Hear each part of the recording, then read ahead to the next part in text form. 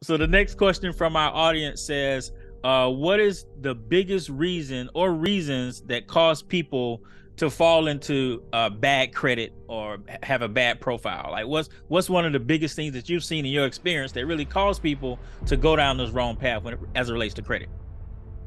I would have to say it's two, and they're typically intertwined together. Um, one and one A. One, just lack of cash flow. Just literally not being able to keep up with payments.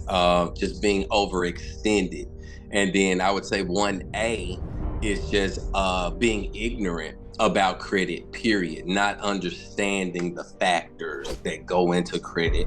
And typically the average person doesn't really get concerned about credit until there's an issue, right? And a lot of times it's too late when you don't know, right? The damage is done, and now they're being reactive versus proactive.